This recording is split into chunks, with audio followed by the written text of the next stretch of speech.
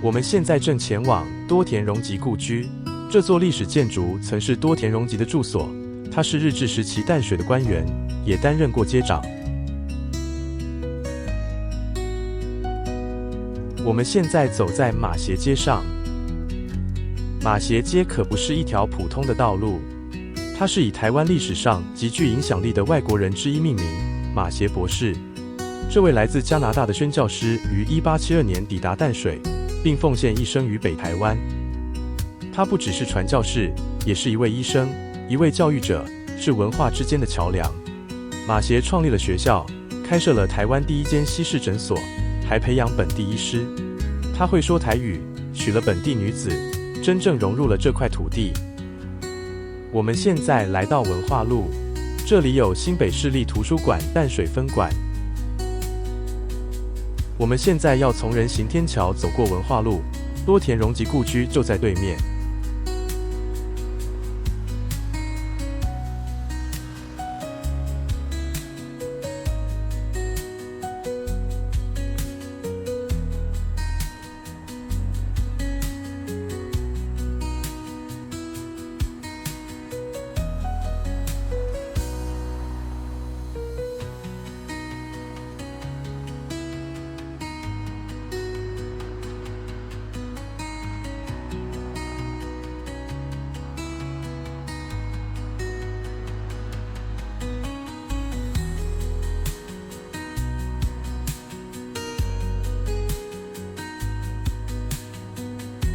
这栋故居隐身在马偕街附近，离淡水老街不远。这栋保存完好的日式老屋，让人得以一窥日治时期的住宅样貌。我们到了正门口，现在一起进去看看吧。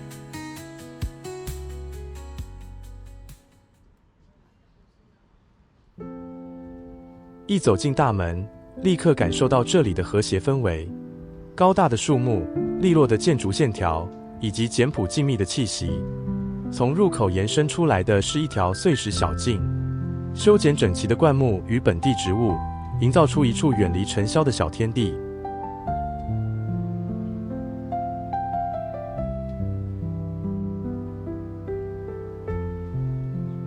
这类建筑被称为日式官舍，是当时为高级官员新建的住宅，风格讲究，用料细致，强调内敛美感。在进屋之前，我们先绕到周边看一看。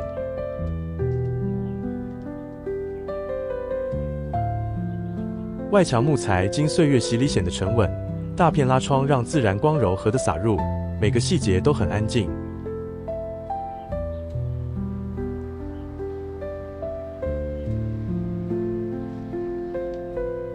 整栋建筑为一层楼设计，木构架、榻榻米房、纸拉门皆为日式传统特色，设计强调通风、开放感，并与自然保持连结。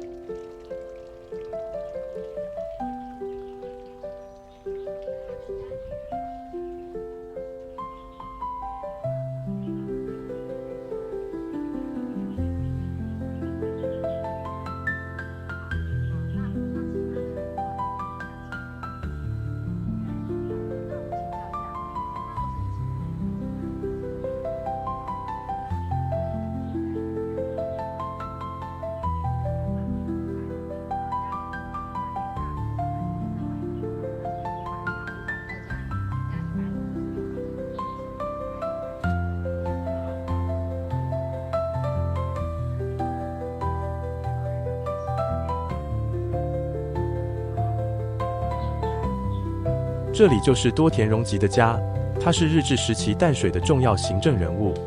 当时他负责地方治理与行政规划，影响深远。这栋房子大约建于1920到1930年代，正值日本在台发展的高峰期。类似官舍不只是住所，也是都市规划与殖民权力结构的展现。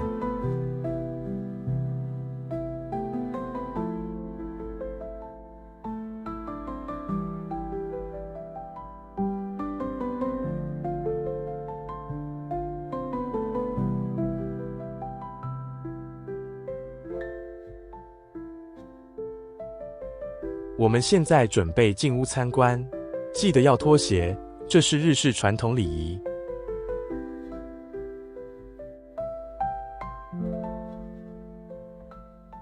一踏进屋内，马上闻到木头与榻榻米交织的熟悉气味。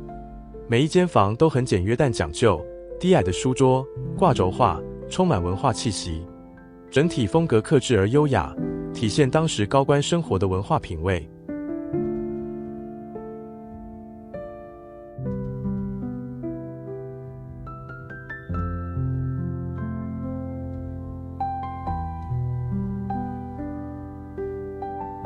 这里不是气派的公家建筑，而是一个小巧温馨的家。以木构造为主的日式建筑，加入些为台湾气候的适应设计。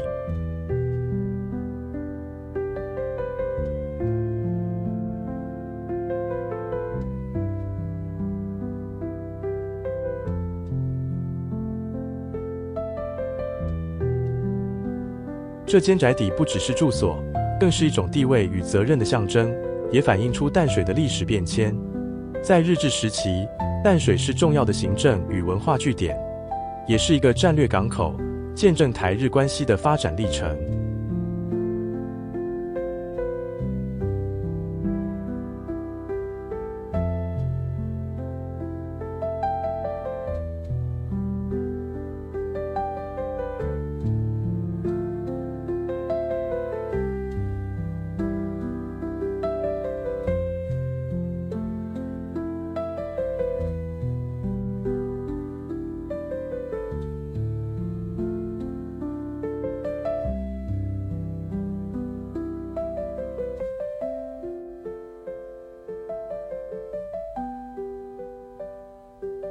像多田荣吉这样的地方官员，不仅治理城市，也参与地方建设与民众互动。这栋住宅不大，但蕴含丰富的历史记忆，静静诉说着那个时代的故事。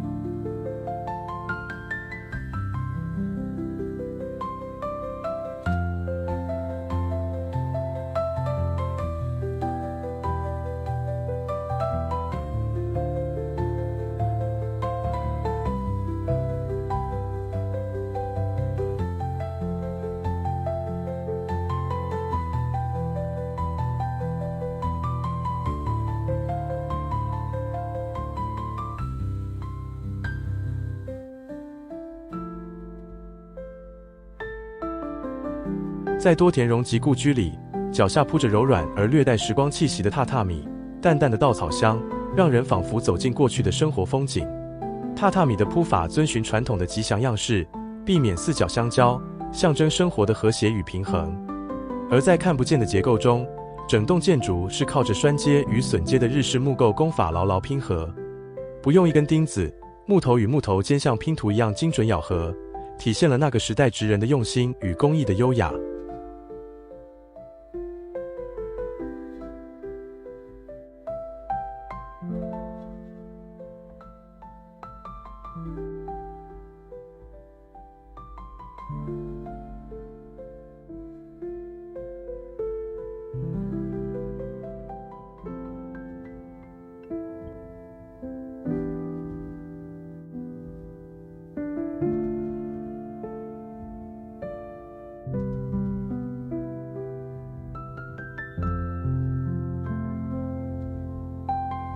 多田荣吉故居其中一个特色是屋旁的圆侧，也就是木质长廊。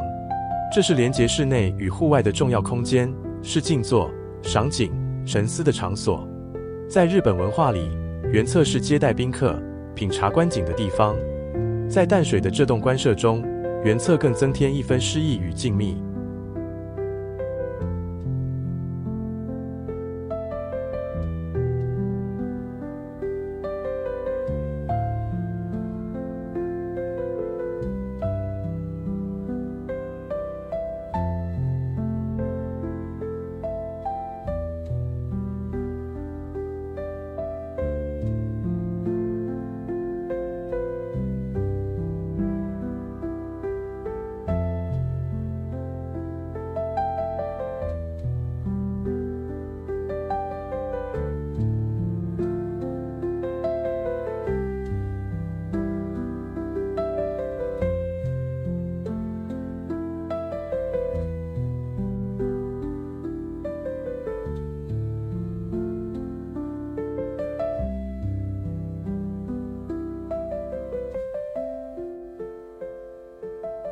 现在这栋老屋已被列为古迹，细心维护保存下来。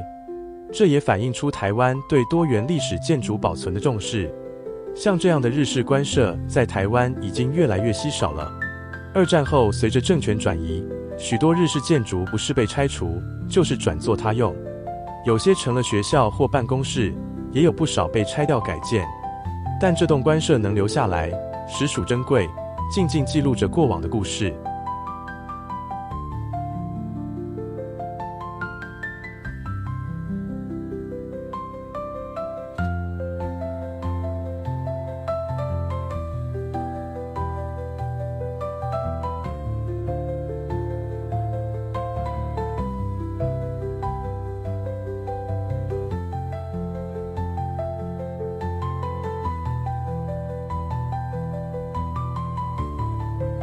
站在原侧眺望，不只是看到庭园，更像是看到一段被冻结的时光。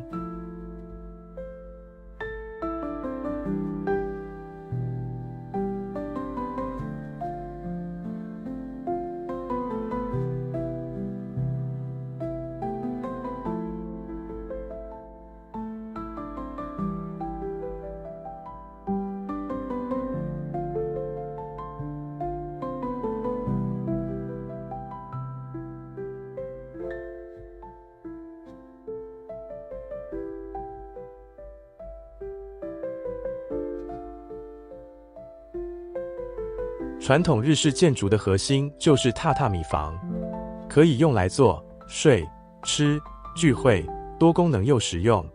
榻榻米是用灯芯草编织而成的长方形垫子，脚感柔软。榻榻米不只是实用的地板材料，它的铺设方式其实也蕴含着文化意义。在日常住宅中，铺法会避免4个角落交汇，象征生活的和谐；而相反的排列，则是用在丧礼等场合，代表对逝者的哀悼。建筑中还可以看到榫卯技法，中国传统木作接榫工艺，不使用钉子或胶水，靠着榫头与毛眼精密咬合，结构稳固又美观。